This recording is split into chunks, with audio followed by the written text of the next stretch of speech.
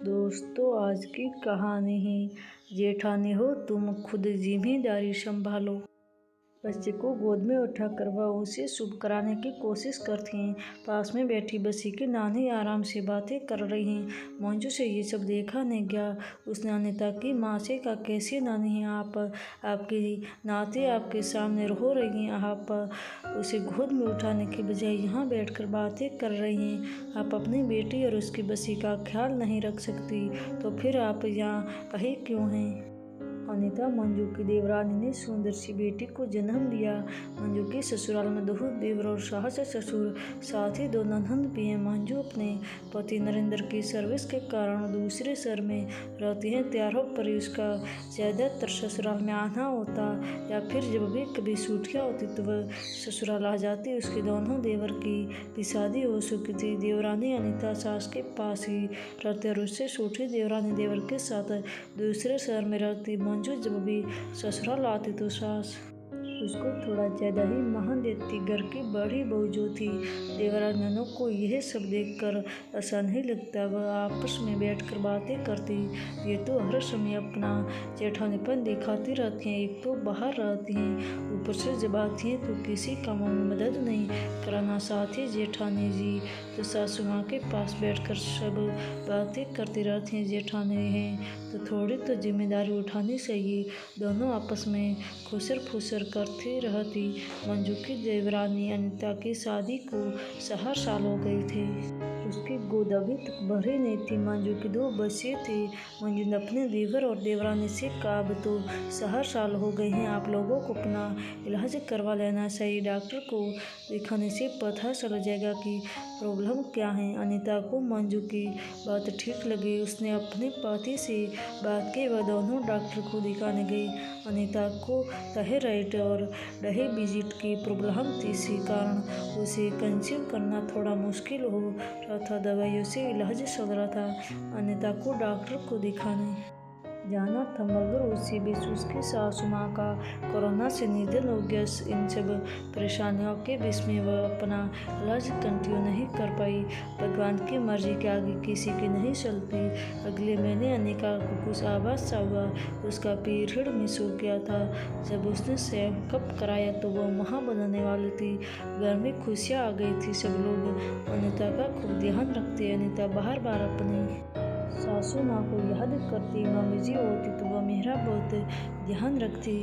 अनीता को bed rest बता दिया था। थोड़े थोड़े दिन के लिए सभी को अनीता के पास आकर रुकना होता। कभी उसके ननद आकर रुक जाती, कभी अनीता की देवरानी या फिर जेठानी। सब लोगों ने मिलकर उसका पूरा ध्यान रखा। डिलीवरी का समय पास आने वाला था। मंजू के बेटे के एग्ज़ाम थे, इस वजह से वह वापस अपने पति के साथ चली गई। अनीता को यह बात अच्छी न लगी। उसने मंजू से फ़ोन पर कहा, दीदी आप मेडिकल भी तो लगा सकते थे। इस समय मेरे पास किसी एक का आना बहुत ज़रूरी है।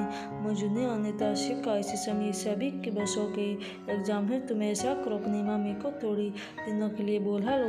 अनीता को यह बात समझ में तो आया कि उसने अपनी मायके अपनी माँ को बुलाने को फ़ोन किया। माँ ने कहा, ऐसा करो तुम यही हमारे पास आ जाओ, हम तुम्हारी डिलीवरी यहीं पर करवा देंगे। अनीता खुश हो गई। अनीता के पति उसको उसकी माँ के पास छोड़ आई। मंजू के बेटे के एग्ज़ाम अभी चल रहे थे। अचानक उसकी माँ की तबीयत बहुत ख़राब हो गई। पेपरों में 2 दिन की छुट्टी थी तो वह समय निकाल कर अपनी माँ को देखने के लिए आई। उसी शहर में उसकी देवरानी का मायका भी था।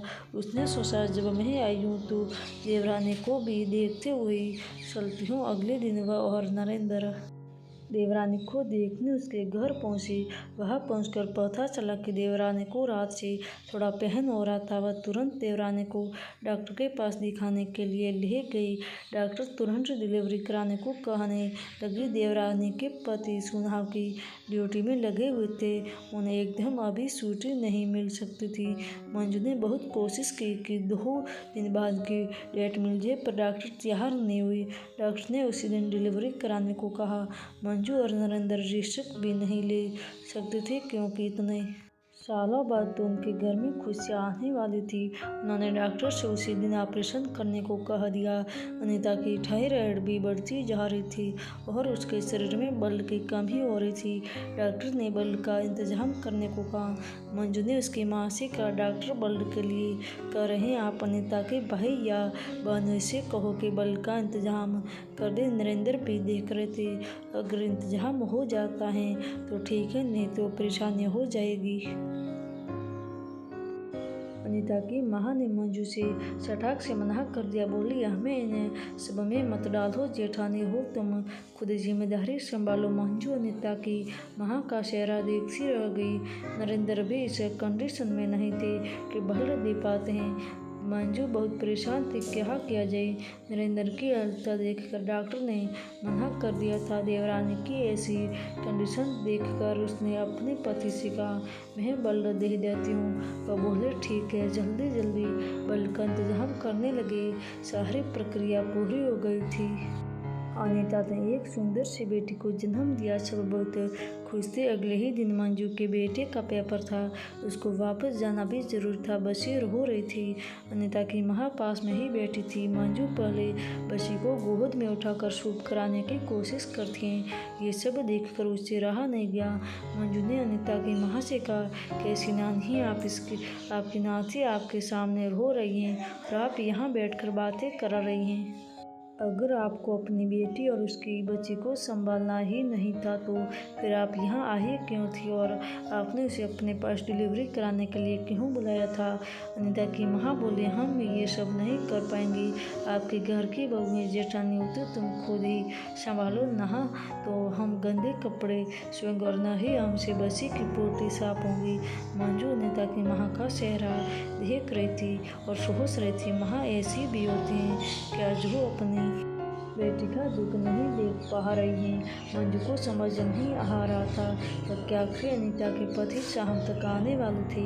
मंजू जब तक उसके देवर नहीं आए वह तब तक वहाँ रुकी रही। देवर के आने के बाद वहाँ से चली आई। जेठानी के जाने के बाद अनीता की माँ बसी का बिल्कुल भी ध्यान नहीं रख रही थी। बस वहाँ बैठकर वह और उनकी दूसरी बेटी दोनों बातें करते रहते। शायद बसी भूखी हो, शायद उनकी बेटी को कुछ खाने की ज़रूरत तो हो, वह उनका बिल्कुल ध्यान नहीं रख रही थी। अनीता के पति को ये बात बिल्कुल अच्छी नहीं लग रही थी और खुद अनीता को भी अपनी माँ का ऐसा व्यवहार अच्छा नहीं लग रहा था। उसने अपने पति से कहा कि आप अपनी बहन को बुला लीजिए, वही मेरा ध्यान रख लेंगी।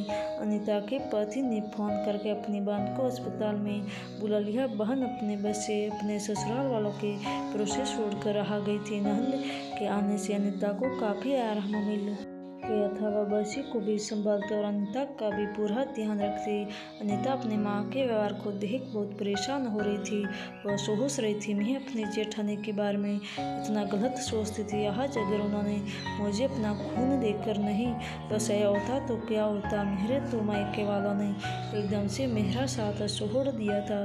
जेठानी जी ने सही समय पर मेरा साथ देकर अपना फर्ज निभाया। मंजू के बेटे के पेपर खत्म हो गए थे। वह वापस अनीता की देखभाल करने के लिए ससुराल आ गई थी। वह अनीता का पूरा ध्यान रखती। उसके भी बस से ऑपरेशन से हुए थे। वह अनीता के दर्द को महसूस कर रही थी। मंजू की देखभाल की वजह से अनीता जल्दी ही ठीक होने लगी। बसी के नामकरण संस्कार के बाद थोड़े दिन रुककर मंजू वापस जाने लगी। अनीता ने जेठानी जी के पैर छूकर उनसे कहा, दीदी मैंने आपको कितना गलत समझा। आपने अपनी जेठानियों की सारी जिम्मेदारियों को बखूबी निभाया। मेरी इतनी नाजुक कंडीशन देखकर मेरे मायके वालों ने भी मेरा साथ नहीं दिया। मुझे माफ कर दीजिए। अनीता की माँ भी पास में नजरें झुकाए खड़ी थी। उन्हें भी अपने किए व्यवहार पर शर्मिंदगी महसूस हो रही थी। मंजू ने अनीता को प्यार से गले लगाते हुए कहा, तुम मेरी छोटी बहन की तरह हो और मैंने अपनी बहन का ख्याल रखा। मंजू की बातें सुनकर अनीता की आंखों से खुशी के आंसू बहाने लगे। दोस्तों, आपको ये हमारी कहानी कैसी लगी कमेंट करके ज़रूर बताएं और इस वीडियो को लाइक एवं शेयर करें एवं चैनल को सब्सक्राइब ज़रूर करें। धन्यवाद।